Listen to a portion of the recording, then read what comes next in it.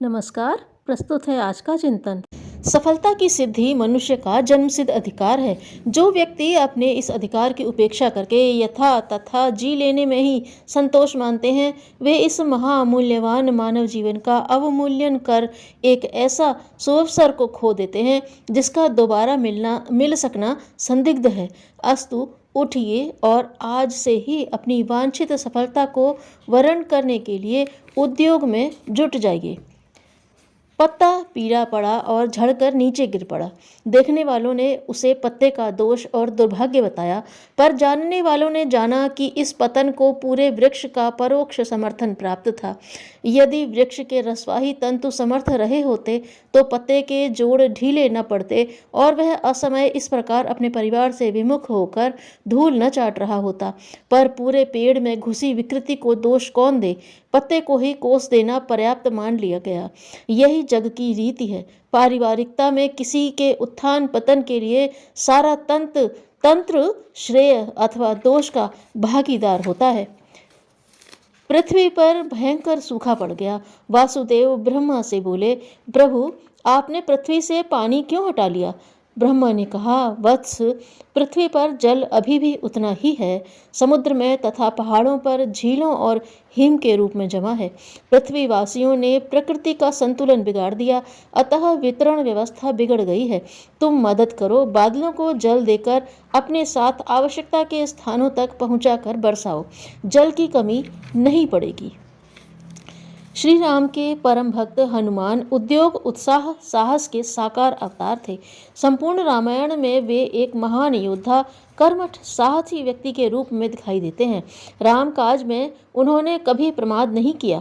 सीता की खोज, लंका दहन, समुद्र लंघन, रावण मेघनाथ के साथ संवाद, युद्ध में अपूर्व क्षमता का प्रदर्शन श्री हनुमान के पुरुषार्थ, उद्योग, शक्ति, सामर्थ्य के उदाहरण हैं। भय, आलस्य, चिंता, क्षोभ जैसी कोई बात हनुमान के जीवन में दिखाई नहीं देती।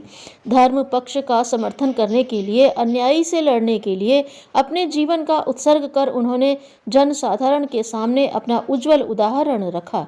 इसी कारण वानर होते हुए भी देवता माने गए और भारत भर में बड़ी श्रद्धा के साथ उनकी पूजा की जाती है।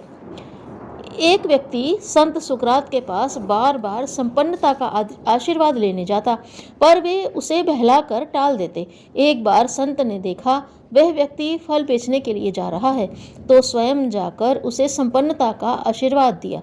उसने पूछा कि बार बार आग्रह करने पर भी पहले आशीर्वाद नहीं दिया, पर अब स्वयं देने क्यों आए? संत ने कहा, परिश्रमहीन व्यक्ति को आशीर्वाद भी फलित नहीं होता। अब तुम श्रम करने लगे, अतः स्वयं आशीर्वाद दे दिया। एक बार अन्याय के प्रति अपने शिष्यों की प्रतिक्रिया देखने के मंतव्य से भगवान शिव ने एक बड़ा ही अन्यायपूर्ण कार्य किया। उसको देखकर सभी शिष्य स्तंभित रह गए, किंतु बोला कोई भी नहीं। उनके शिष्यों में उस समय भगवान परशुराम भी थे। उन्होंने शिवजी से वैसा न करने के लिए बड़ी विनम्र प्रार्थना की, किंतु शिवजी तो उनकी अंतिम प्रतिक्रिया की परीक्षा लेना चाहते थे। इसलिए अपने शिष्य की कोई बात न सुनी और न अपने अन्याय को ही बंद किया। जब समझाने बुझाने से कोई प्रभाव नहीं हुआ तो परशुराम जी अपना फरसा लेकर उनके विरुद्ध खड़े हो गए और उन पर वार कर दिया। शिवजी के मस्तक पर बहुत चोट आई। सारे शिष्य घबरा गए। वे परशुराम जी को गुरु पर वार करने के कारण बुरा भला कहने लगे। इस पर शिवजी ने उन सब को समझाते हुए कहा, यह जो कुछ अन्यायपूर्ण क्रिया मैंने की है, वह सब अन्याय के प्रति तुम्हारी प्रतिक्रिया देखने के लिए की थी। अन्याय को देखकर परशुराम जी के अतिरिक्त तुम सब मौन हो गए। अन्याय के विरुद्ध संघर्ष करना प्रत्येक धर्मशील व्यक्ति का मानवोचित कर्तव्य है। जीत उसी की होती है जो न्याय का समर्थक होता है। धन्यवाद।